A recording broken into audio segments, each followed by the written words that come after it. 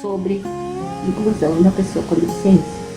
Acessibilidade é você dar o direito da pessoa com deficiência estar no local com autonomia. Antigamente era moda fazer escada, né? Uma torta para um lado, outra torta para o outro. E que hoje não nos ajuda em nada, né? E elas praticamente formam 24 milhões de pessoas com deficiência no Brasil. E aí eu faço a pergunta, onde estão essas pessoas?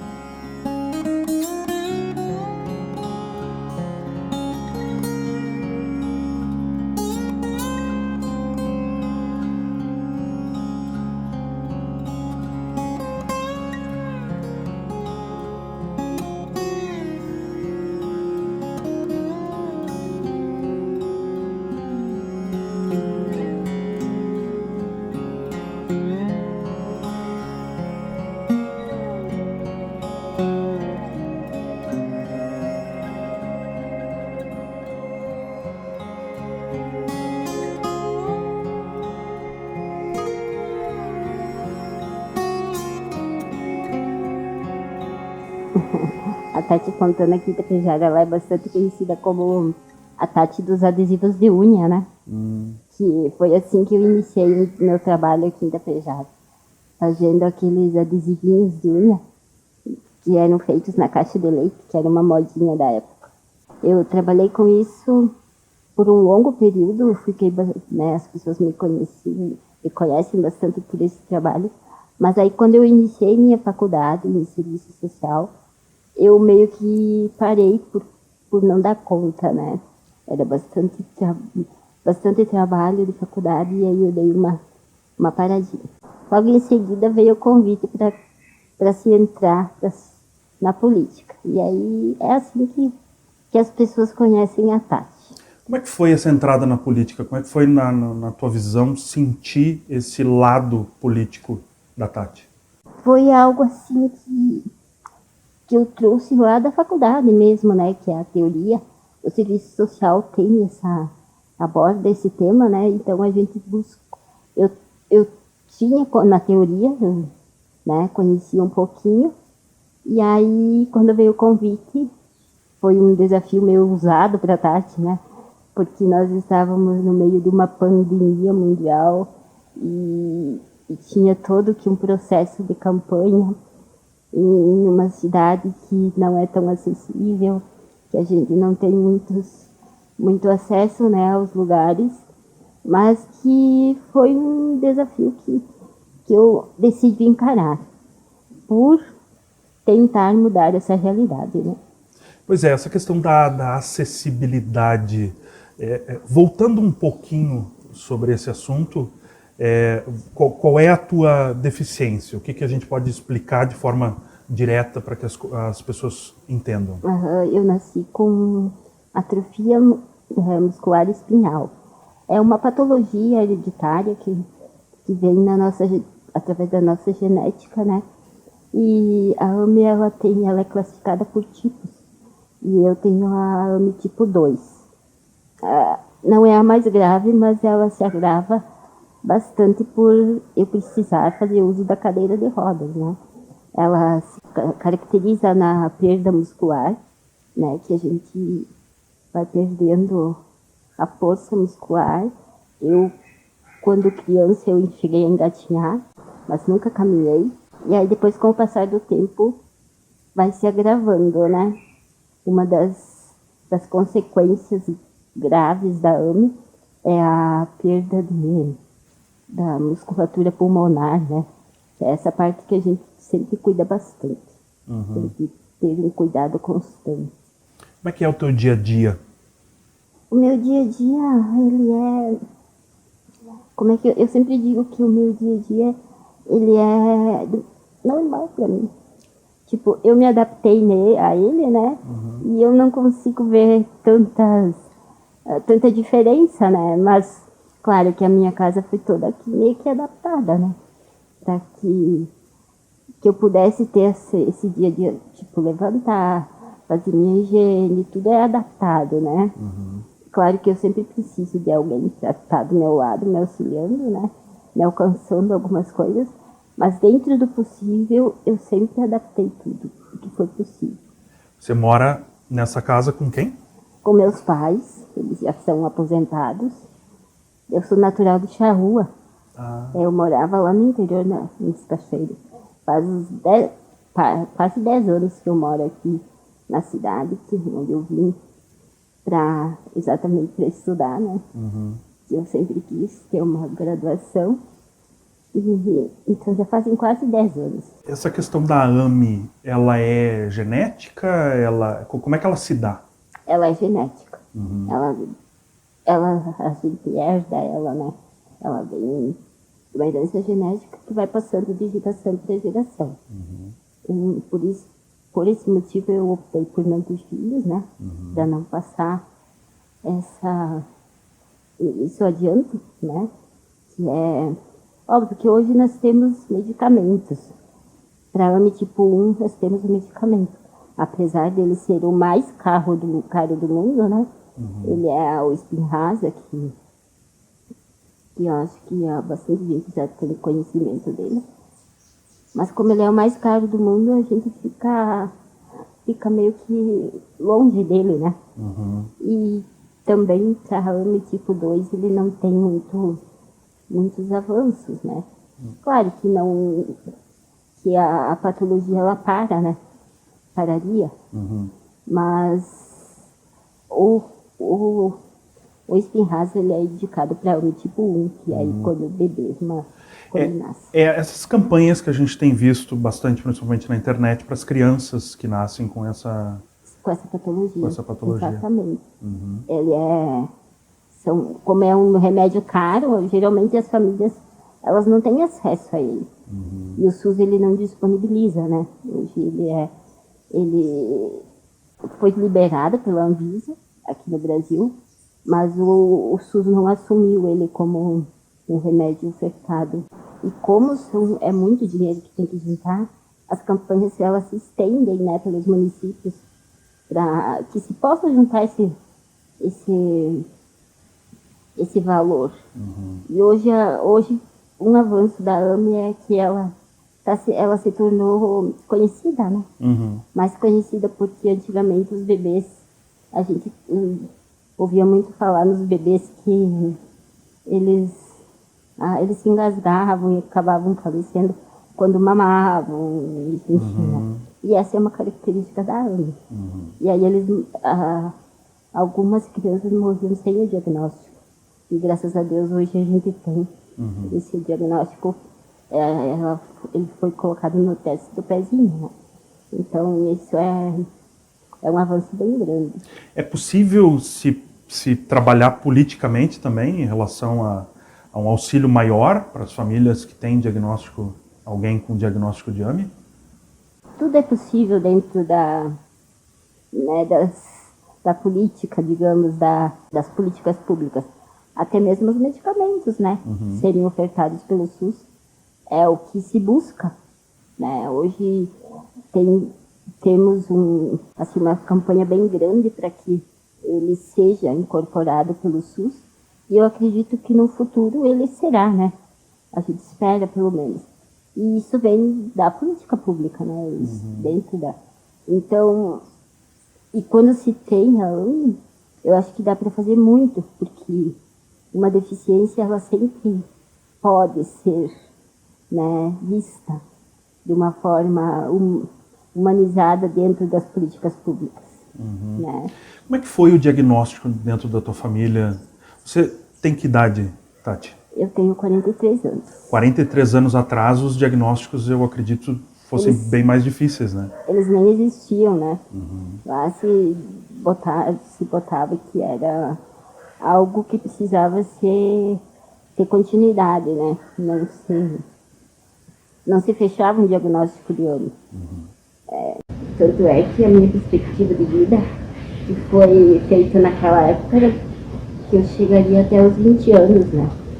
E hoje eu tenho 43. Dobrou? Dobrei a aposta. Que bom. Tem um pouquinho. Que bom, que bom. E ainda vai muito, com certeza.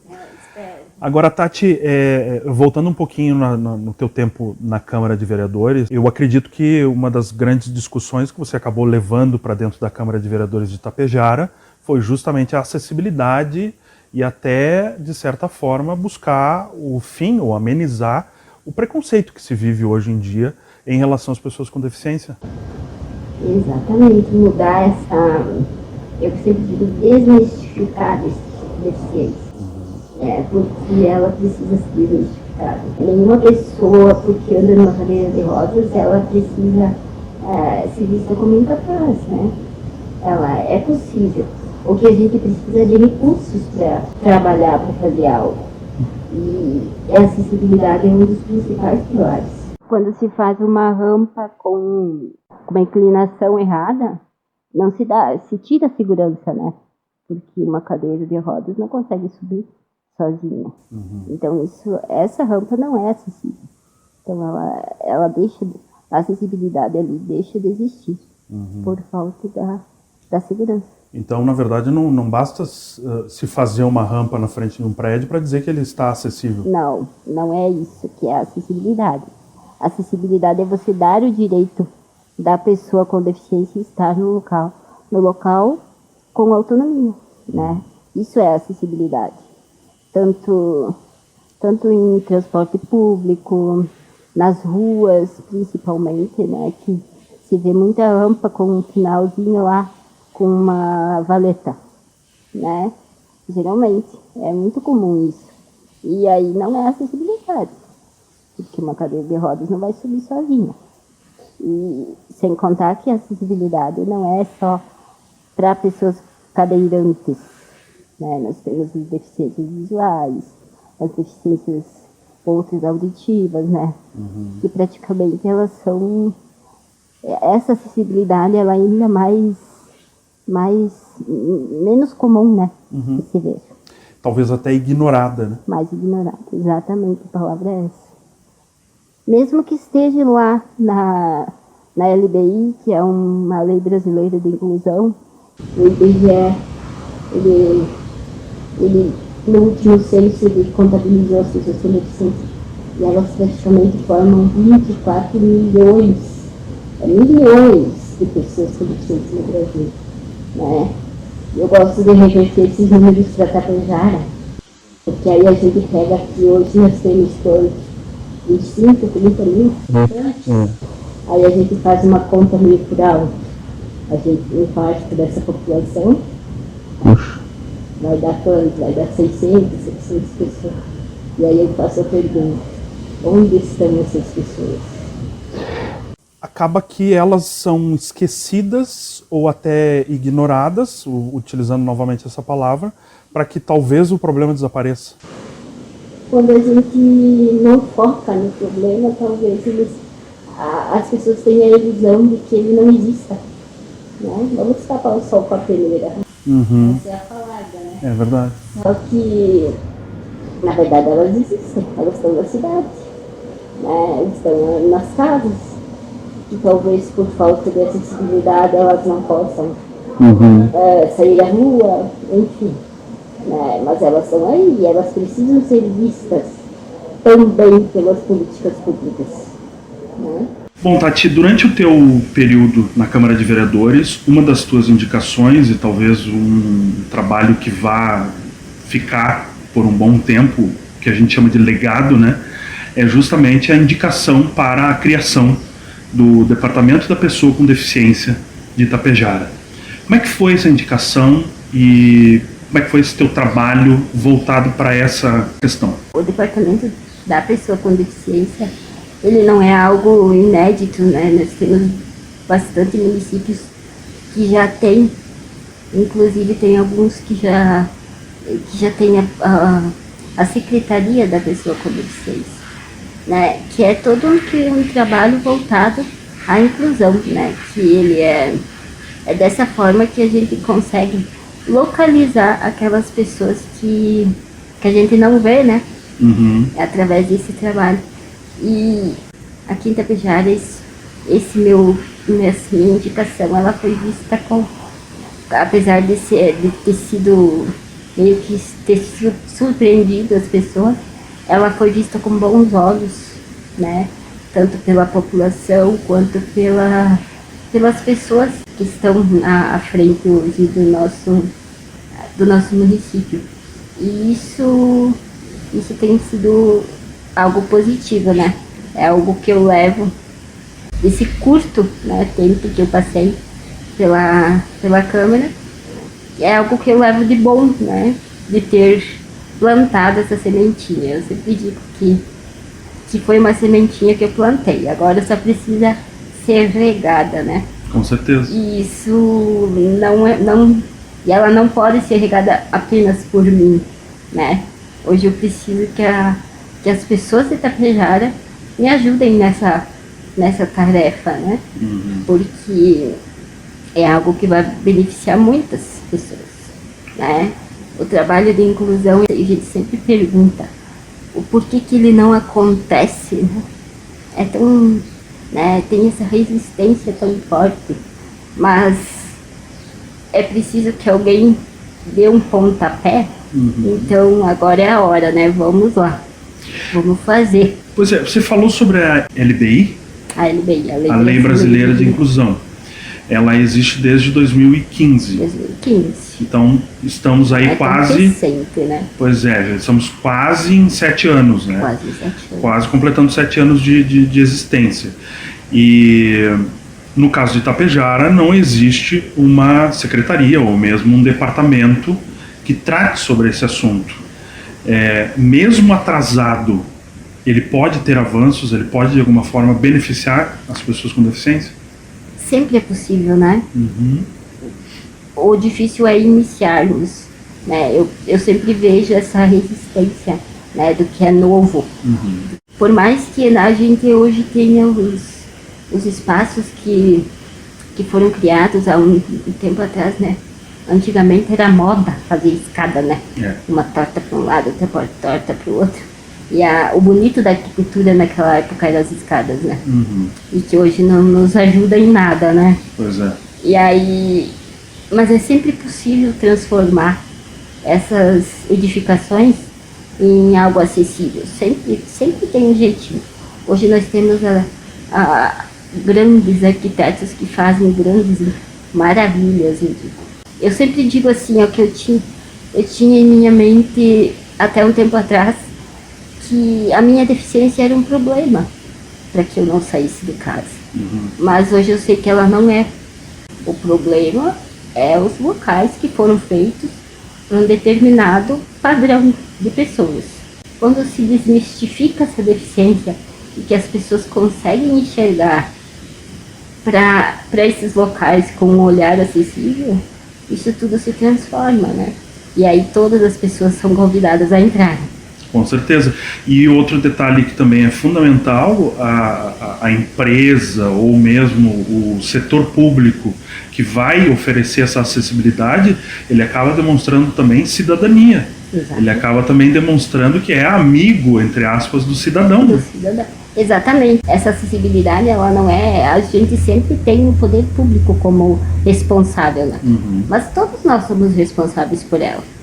Tanto na fiscalização quanto na construção. Hoje nós temos as calçadas aqui em Itapejara que são construídas pelas famílias, né? Então essas famílias que constroem a calçada em frente às suas casas também precisam entender o que é a acessibilidade, né? Para ofertar para que todas as pessoas possam passar por aquele local. Então isso se leva também dentro das empresas, né? Que tem uma resistência em contratar as pessoas com deficiência um pouquinho mais severas, e que a gente sabe que temos bons profissionais, né, que poderiam estar trabalhando, mas que não têm oportunidade, né? Então essas empresas, elas podem sim, né, através de alguns recursos. Hoje nós temos uma imensidão de tecnologias que nos vêm ajudar nessa inclusão, e é só estarmos dispostos a ir buscá-la, né? Quando o departamento for instalado em Itapejara, e a gente espera que seja logo, como é que ele vai funcionar? Como é que ele deve funcionar na tua visão? Esse é um ponto bem importante, porque eu penso que quem deve estar à frente desse departamento precisa ser uma pessoa que entenda sobre inclusão da pessoa com deficiência.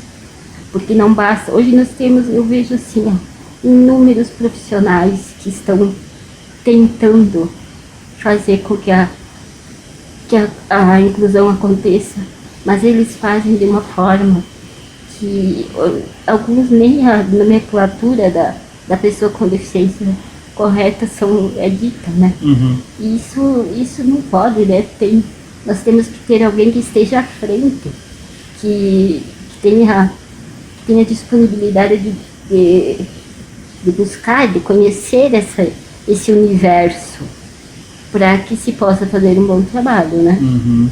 O conhecimento é fundamental para aplicar no dia a dia com certeza, das né? pessoas. Com certeza, o conhecimento é o que vai fazer acontecer. Mas mesmo quando não há um departamento como esse, quando não há um setor dentro do poder público que fale ou que trabalhe sobre isso, mesmo assim dá para se fazer campanhas, por exemplo, até para informar melhor a comunidade, para explicar um pouquinho mais sobre a importância dessas ideias, né?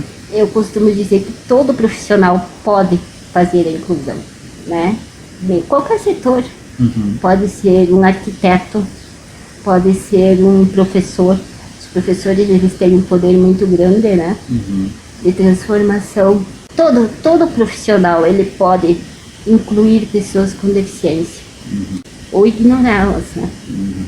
Então, precisa ser entendido o que é deficiência e nunca subestimá-la, né? Uhum. Ela precisa ser vista como deficiência. Uhum. E não é feio dizer que aquela pessoa tem uma deficiência. O feio é você olhar com um olhar capacitista, né? Aí é feio. Ou às vezes fazer de conta que não está lá. Que não está lá. É uma forma de capacitismo. É. Você ignorar aquela deficiência é não dar oportunidades, que é uma forma de capacitismo. Uhum. Que é bem grave. Isso acontece muito? Você percebe isso no teu dia a dia? Muito. É a forma mais comum de capacitismo. É. Que se tem é a forma de infantilização, né, que as pessoas têm, principalmente no dia da criança. Todo mundo que tem deficiência ganha um presentinho, né? Não que seja errado dar presente, né? Claro. Todo mundo gosta de presente. Mas cada fase da pessoa, ela precisa ser vista como ela deve ser, né? Uhum. Temos a adolescência, temos a fase adulta. E ela precisa ser vista assim. Ou caso contrário, é até uma forma de violência, né? Sem dúvida. Quando você subestima aquela pessoa e você trata um ser humano, um adulto, como criança, ela é um tipo de violência. Como é que você vê Tapejara daqui 10 anos? Melhor. E principalmente ela vai estar muito melhor se nós conseguirmos trabalhar na inclusão. Tapejara é um lugar que as pessoas têm muita vontade de transformar, de transformação, né? Isso é uma característica do povo de Tapejara, né? Um povo que trabalha bastante, mas que também precisa trabalhar essa parte. Eu, como na política, assim, eu sei que não se deve levantar uma bandeira, mas eu, particularmente, levantei essa bandeira aqui em Tapejara, né? Para que ela seja vista também, né? Que ela seja olhada pelas pessoas. E eu acredito que Tapejara daqui a um tempo vai estar falando com mais naturalidade sobre isso, né? E isso vai ser ótimo, isso vai ser bom. Nós teremos mais pessoas na rua, ou quem sabe trabalhando nas empresas, e quem sabe irmos ao supermercado num dia rotineiro e encontrar uma pessoa trabalhando lá, né, com deficiência. Penso que legal, né?